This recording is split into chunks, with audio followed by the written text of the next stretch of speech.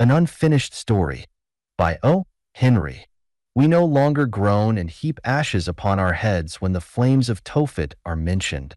For even the preachers have begun to tell us that God is radium, or ether, or some scientific compound, and that the worst we wicked ones may expect is a chemical reaction.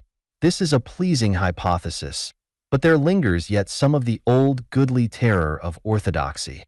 There are but two subjects upon which one may discourse with a free imagination, and without the possibility of being controverted. You may talk of your dreams, and you may tell what you heard a parrot say.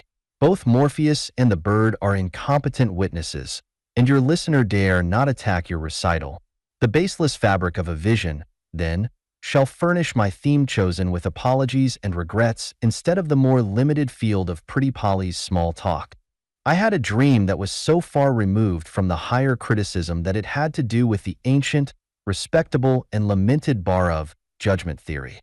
Gabriel had played his trump, and those of us who could not follow suit were arraigned for examination. I noticed at one side a gathering of professional bondsmen in solemn black and collars that buttoned behind, but it seemed there was some trouble about their real estate titles, and they did not appear to be getting any of us out. A fly-copping angel policeman flew over to me and took me by the left wing. Near at hand was a group of very prosperous-looking spirits arraigned for judgment. "Do you belong with that bunch?" the policeman asked. "Who are they?" was my answer. "Why," said he, "they are. But this irrelevant stuff is taking up space that the story should occupy. Dulcie worked in a department store. She sold hamburg edging, or stuffed peppers, or automobiles, or other little trinkets such as they keep in department stores. Of what she earned, Dulcie received $6 per week. The remainder was credited to her and debited to somebody else's account in the ledger kept by G.O. Primal Energy. You say, Reverend Dr. Well then, in the ledger of Primal Energy. During her first year in the store, Dulcie was paid $5 per week. It would be instructive to know how she lived on that amount. Don't care? Very well. Probably you are interested in larger amounts. $6 is a larger amount. I will tell you how she lived on $6 per week. One afternoon at 6, when Dulcie was sticking her hat pin within 1/8 of an inch of her medulla oblongata, she said to her chum, Sadie, the girl that waits on you with her left side, "Say, Sod, I made a date for dinner this evening with Piggy." "You never did," exclaimed Sadie admiringly. "Well, ain't you the lucky one? Piggy's an awful swell, and he always takes a girl to swell places. He took Blanche up to the Hoffman house one evening, where they have swell music, and you see a lot of swells. You'll have a swell time, Dulce." Dulcie hurried homeward. Her eyes were shining, and her cheeks showed the delicate pink of life's approaching dawn. It was Friday, and she had 50 cents left of her last week's wages. The streets were filled with the rush hour floods of people. The electric lights of Broadway were glowing, calling moths from miles, from leagues, from hundreds of leagues out of darkness around to come in and attend the singeing school. Men in accurate clothes, with faces like those carved on cherry stones by the old salts in sailors' homes, turned and stared at Dulcie as she sped, unheeding, past them. Manhattan, the night blooming cereus, was beginning to unfold its dead white, heavy-odored petals. Dulcie stopped in a store where goods were cheap and bought an imitation lace collar with her 50 cents. That money was to have been spent otherwise: 15 cents for supper, 10 cents for breakfast, 10 cents for lunch. Another dime was to be added to her small store of savings, and 5 cents was to be squandered for licorice drops, the kind that made your cheek look like the toothache and last as long. The licorice was an extravagance, almost a carouse, but what is life without pleasures? Dulcie lived in a furnished room. There is this difference between a furnished room and a boarding house. In a furnished room, other people do not know it when you go hungry. Dulcie went up to her room, the 3rd floor back in a West Side brownstone front. She lit the gas. Scientists tell us that the diamond is the hardest substance known. Their mistake. Landladies know of a compound beside which the diamond is as putty. They pack it in the tips of gas burners, and one may stand on a chair and dig at it in vain until one's fingers are pink and bruised. A hairpin will not remove it. Therefore, let us call it immovable. So Dulcie lit the gas. In its 1/4 candle power glow, we will observe the room. Couch bed, dresser, table, washstand, Share of this much the landlady was guilty. The rest was Dulcie's. On the dresser were her treasure's gilt china vase presented to her by Sadie, a calendar issued by a Pickleworks, a book on the divination of dreams, some rice powder in a glass dish, and a cluster of artificial cherries tied with a pink ribbon. Against the wrinkly mirror stood pictures of General Kitchener, William Muldoon, the Duchess of Marlborough, and Benvenuto Cellini. Against one wall was a plaster of Paris plaque of an O'Callaghan in a Roman helmet. Near it was a violent oleograph of a lemon-colored child assaulting an inflammatory butterfly. This was Dulcie's final judgment in art, but it had never been upset. Her rest had never been disturbed by whispers of stolen copes. No critic had elevated his eyebrows at her infantile entomologist. Piggy was to call for her at 7. While she swiftly makes ready, let us discreetly face the other way and gossip. For the room, Dulcie paid $2 per week. On weekdays, her breakfast cost 10 cents. She made coffee and cooked an egg over the gaslight while she was dressing. On Sunday mornings, she feasted royally on veal chops and pineapple fritters at Billy's restaurant at a cost of 25 cents and tipped the waitress 10 cents. New York presents so many temptations for one to run into extravagance. She had her lunches in the department store restaurant at a cost of 60 cents for the week. Dinners were $1.05. The evening papers, Show Me a New Yorker Going Without His Daily Paper, came to 6 cents, and 2 Sunday papers, one for the personal column and the other to read, were 10 cents. The total amounts to $4.76. Now, one has to buy clothes, and I give it up. I hear of wonderful bargains in fabrics and of miracles performed with needle and thread, but I am in doubt. I hold my pen poised in vain when I would add to Dulcie's life some of those joys that belong to woman by virtue of all the unwritten, sacred, natural, inactive ordinances of the equity of heaven. Twice she had been to Coney Island and had ridden the hobby horses. 'Tis a weary thing to count your pleasures by summers instead of by hours. Piggy needs but a word.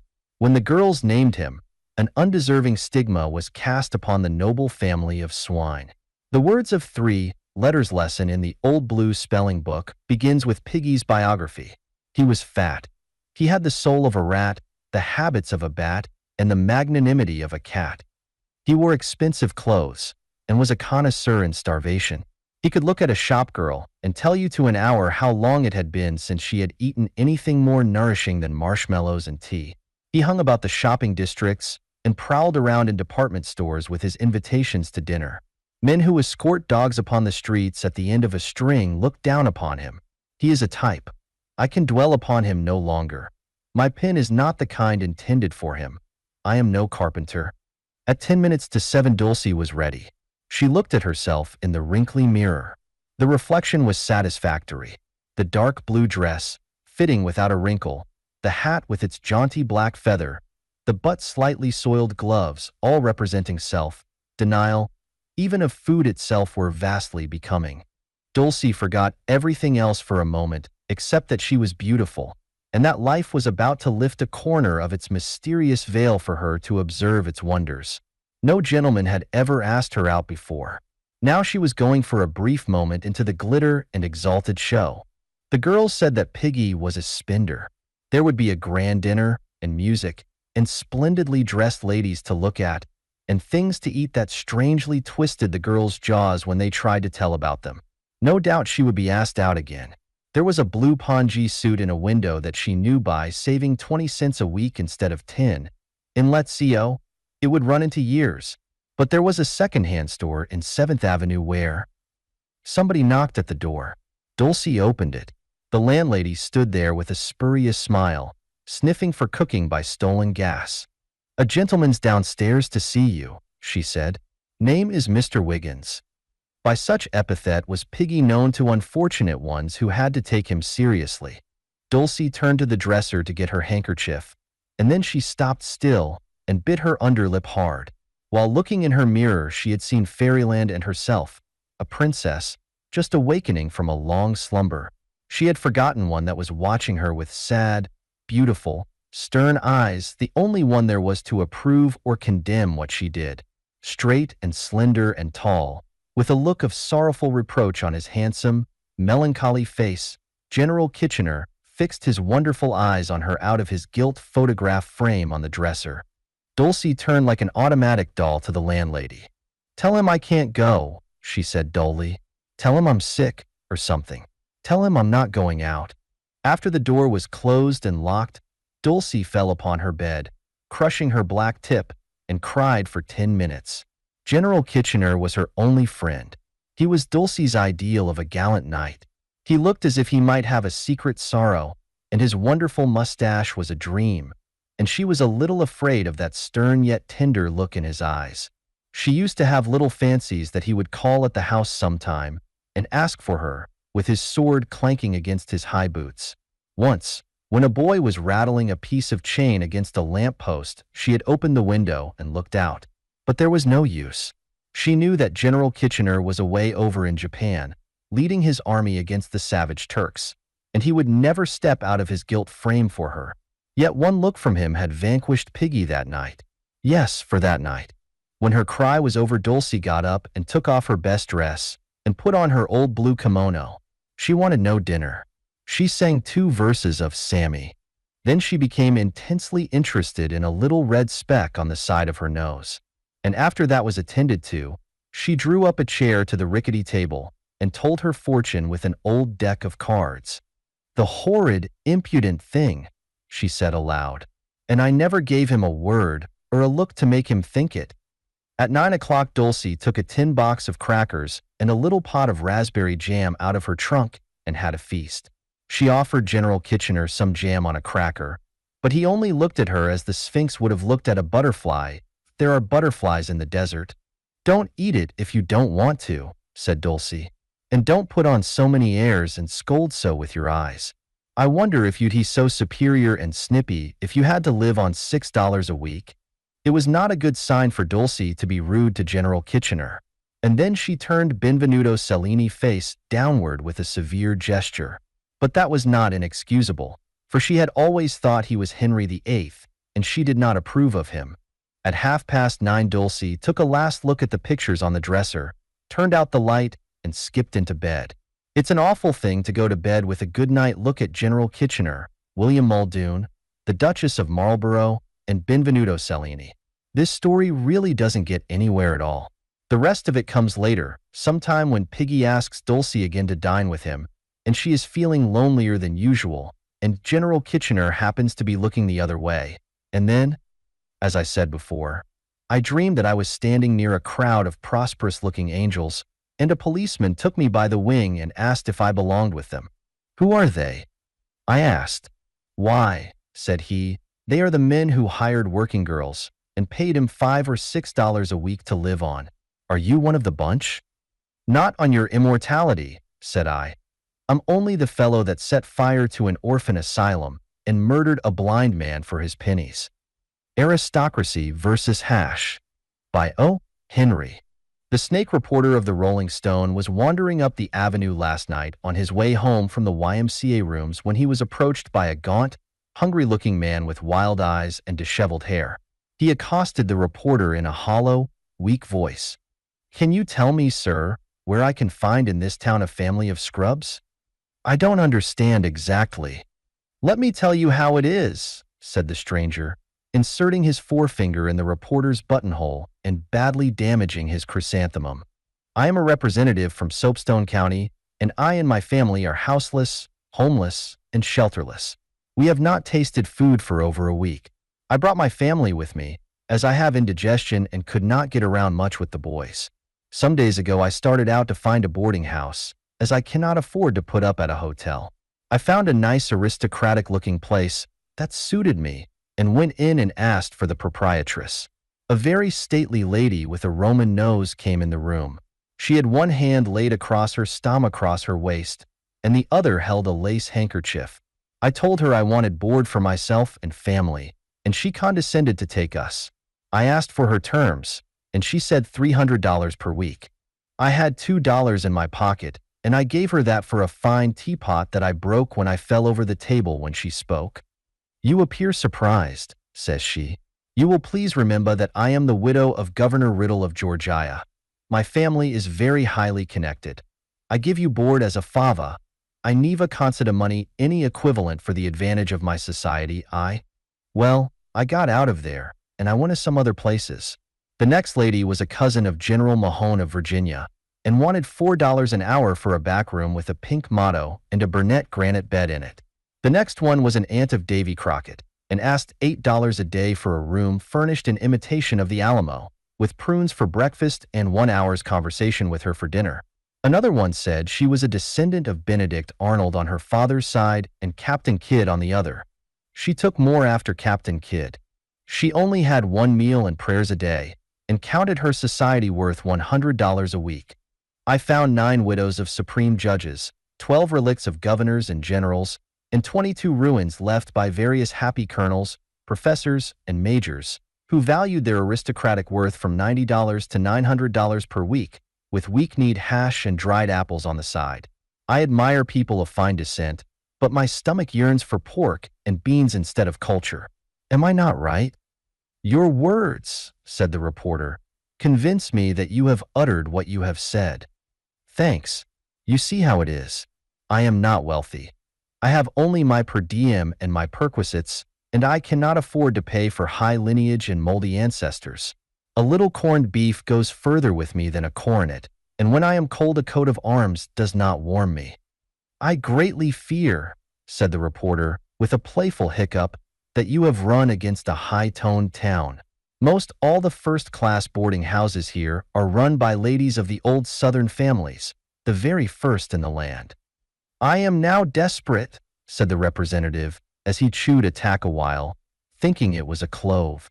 I want to find a boarding house where the proprietress was an orphan found in a livery stable, whose father was a dago from East Austin, and whose grandfather was never placed on the map. I want a scrubby, ornery, low-down, snuff-dipping, backwoodsy, piebald gang, who never heard of finger bowls or Ward McAllister, but who can get up a mess of hot cornbread and Irish stew at regular market quotations. Is there such a place in Austin? The snake reporter sadly shook his head. I do not know, he said, but I will shake you for the beer. 10 minutes later, the slate in the Blue Ruin Saloon bore 2 additional characters. 10. Babes in the Jungle, by O. Henry. Montague Silver, the finest street man and art grafter in the West, says to me once in Little Rock, if you ever lose your mind, Billy, and get too old to do honest swindling among grown men, go to New York. In the West a sucker is born every minute, but in New York they appear in chunks of roe. You can't count 'em. 2 years afterward I found that I couldn't remember the names of the Russian admirals, and I noticed some gray hairs over my left ear. So I knew the time had arrived for me to take Silver's advice. I struck New York about noon one day and took a walk up Broadway, and I run against Silver himself, all encompassed up in a spacious kind of haberdashery, leaning against a hotel and rubbing the half-moons on his nails with a silk handkerchief. Paresis or superannuated? I asks him. Hello, Billy, says Silver. I'm glad to see you. Yes, it seemed to me that the West was accumulating a little too much wiseness. I've been saving New York for dessert. I know it's a low-down trick to take things from these people. They only know this and that and pass to and fro and think ever and anon. I'd hate for my mother to know I was skinning these weak-minded ones. She raised me better.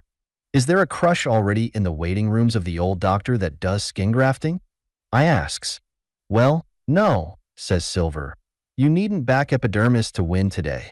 I've only been here a month, but I'm ready to begin, and the members of Willie Manhattan's Sunday school class, each of whom has volunteered to contribute a portion of cuticle toward this rehabilitation, may as well send their photos to the Evening Daily. I've been studying the town, says Silver, and reading the papers every day, and I know it as well as the cat in the city hall knows an O'Sullivan. People here lie down on the floor and scream and kick when you are the least bit slow about taking money from them. Come up in my room and I'll tell you. We'll work the town together, Billy, for the sake of old times. Silver takes me up in a hotel. He has a quantity of irrelevant objects lying about. There's more ways of getting money from these metropolitan hayseeds, says Silver, than there is of cooking rice in Charleston, S.C. They'll bite at anything. The brains of most of 'em commute. The wiser they are in intelligence, the less perception of cognizance they have. Why, Died in a man the other day sell J.P. Morgan an oil portrait of Rockefeller, Jr., for Andrea del Sarto's celebrated painting of the young St. John. You see that bundle of printed stuff in the corner, Billy? That's gold mining stock. I started out one day to sell that, but I quit it in 2 hours. Why? Got arrested for blocking the street. People fought to buy it. I sold the policeman a block of it on the way to the station house, and then I took it off the market. I don't want people to give me their money. I want some little consideration connected with the transaction to keep my pride from being hurt. I want him to guess the missing letter in Chico, or draw to a pair of nines before they pay me a cent of money. Now there's another little scheme that worked so easy I had to quit it. You see that bottle of blue ink on the table? I tattooed an anchor on the back of my hand and went to a bank and told him I was Admiral Dewey's nephew. They offered to cash my draft on him for $1,000, but I didn't know my uncle's first name. It shows, though, what an easy town it is. As for burglars, they won't go in a house now unless there's a hot supper ready and a few college students to wait on him. They're slugging citizens all over the upper part of the city and I guess, taking the town from end to end. It's a plain case of assault and battery. Monty, says I, when Silver had slacked up, you may have Manhattan correctly discriminated in your perorative, but I doubt it. I've only been in town 2 hours, but it don't dawn upon me that it's hours with a cherry in it. There ain't enough Russ and herb about it to suit me. I'd be a good deal much better satisfied if the citizens had a straw or more in their hair, and run more to velveteen vests and Buckeye watch charms. They don't look easy to me. You've got it, Billy, says Silver. All immigrants have it. New York's bigger than Little Rock or Europe, and it frightens a foreigner. You'll be all right. I tell you I feel like slapping the people here because they don't send me all their money in laundry baskets with germicides sprinkled over it. I hate to go down on the street to get it. Who wears the diamonds in this town? Why, Winnie, the wiretapper's wife, and Bella, the bunco steerer's bride. New Yorkers can be worked easier than a blue rose on a tidy. The only thing that bothers me is I know I'll break the cigars in my vest pocket when I get my clothes all full of 20s. I hope you are right, Monty, says I, but I wish all the same I had been satisfied with a small business in Little Rock. The crop of farmers is never so short out there, but what you can get a few of them to sign a petition for a new post office that you can discount for $200 at the county bank. The people here appear to possess instincts of self-preservation and illiberality. I fear me that we are not cultured enough to tackle this game. Don't worry, says Silver. I've got this javel near Tarrytown correctly estimated as sure as North River is the Hudson and East River ain't a river. Why? There are people living in 4 blocks of Broadway who never saw any kind of a building except a skyscraper in their lives. A good, live hustling Western man ought to get conspicuous enough here inside of 3 months to incur either Jerome's clemency or Lawson's displeasure. Hyperbole aside, says I, do you know of any immediate system of buncoing the community out of $1 or $2 except by applying to the Salvation Army or having a fit on Miss Helen Gould's doorsteps? Dozens of 'em, says Silver. How much capital have you got, Billy? 1,000, I told him. I've got $1,200, says he. We'll pool and do a big piece of business. There's so many ways we can make $1 million that I don't know how to begin. The next morning Silver meets me at the hotel, and he is all sonorous and stirred with a kind of silent joy. We're to meet J.P. Morgan this afternoon, says he. A man I know in the hotel wants to introduce us. He's a friend of his. He says he likes to meet people from the West. That sounds nice and plausible, says I. I'd like to know Mr. Morgan. It won't hurt us a bit, says Silver, to get acquainted with a few finance kings. I kind of like the social way New York has with strangers. The man Silver knew was named Klein. At 3 o'clock Klein brought his Wall Street friend to see us in Silver's room. Mr. Morgan looked some like his pictures, and he had a Turkish towel wrapped around his left foot, and he walked with a cane.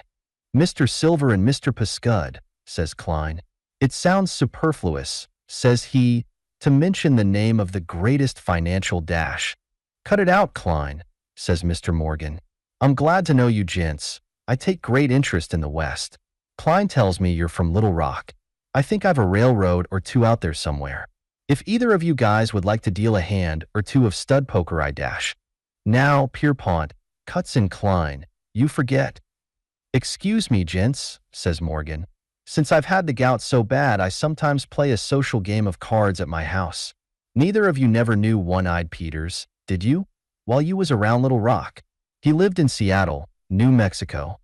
Before we could answer, Mr. Morgan hammers on the floor with his cane and begins to walk up and down, swearing in a loud tone of voice. They have been pounding your stocks today on the street, Pierpont? Asks Klein, smiling. Stocks? No, roars Mr. Morgan. It's that picture I sent an agent to Europe to buy. I just thought about it. He cabled me today that it ain't to be found in all Italy. I'd pay $50,000 tomorrow for that picture. Yes, $75,000. I give the agent a la carte in purchasing it. I cannot understand why the art galleries will allow a Da Vinci to dash. Why, Mr. Morgan, says Klein. I thought you owned all of the Da Vinci paintings. What is the picture like, Mr. Morgan? Asks Silver. It must be as big as the side of the Flatiron Building. I'm afraid your art education is on the bum, Mr. Silver, says Morgan. The picture is 27 inches by 42, and it is called Love's Idle Hour. It represents a number of cloak models doing the two-step on the bank of a purple river. The cablegram said it might have been brought to this country. My collection will never be complete without that picture. Well, so long, gents. Us financiers must keep early hours. Mr. Morgan and Klein went away together in a cab. Me and Silver talked about how simple and unsuspecting great people was, and Silver said what a shame it would be to try to rob a man like Mr. Morgan, and I said I thought it would be rather imprudent myself. Klein proposes a stroll after dinner, and me and him and Silver walks down towards 7th Avenue to see the sights.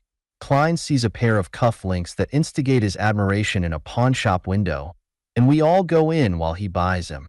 After we got back to the hotel and Klein had gone, Silver jumps at me and waves his hands. Did you see it? Says he. Did you see it, Billy? What? I asks. Why, that picture that Morgan wants. It's hanging in that pawn shop, behind the desk. I didn't say anything because Klein was there. It's the article sure as you live. The girls are as natural as paint can make them, all measuring 36 and 25 and 42 skirts, if they had any skirts, and they're doing a buck and wing on the bank of a river with the blues. What did Mr. Morgan say he'd give for it? Oh, don't make me tell you. They can't know what it is in that pawn shop.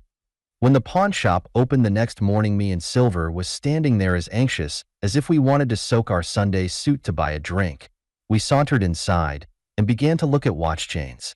That's a violent specimen of a chromo you've got up there, remarked Silver, casual, to the pawnbroker. But I kind of enthuse over the girl with the shoulder blades and red bunting. Would an offer of $2.25 for it cause you to knock over any fragile articles of your stock in hurrying it off the nail? The pawnbroker smiles and goes on showing us plate watch chains. That picture, says he, was pledged a year ago by an Italian gentleman. I loaned him $500 on it. It is called Love's Idle Hour, and it is by Leonardo da Vinci. 2 days ago the legal time expired, and it became an unredeemed pledge. Here is a style of chain that is worn a great deal now. At the end of half an hour, me and Silver paid the pawnbroker $2,000 and walked out with the picture. Silver got into a cab with it and started for Morgan's office. I goes to the hotel and waits for him. In 2 hours Silver comes back. Did you see Mr. Morgan? I asks. How much did he pay you for it? Silver sits down and fools with a tassel on the table cover. I never exactly saw Mr. Morgan, he says, because Mr. Morgan's been in Europe for a month. But what's worrying me, Billy, is this. The department stores have all got that same picture on sale, framed, for $3.48, and they charge $3.50 for the frame alone. That's what I can't understand.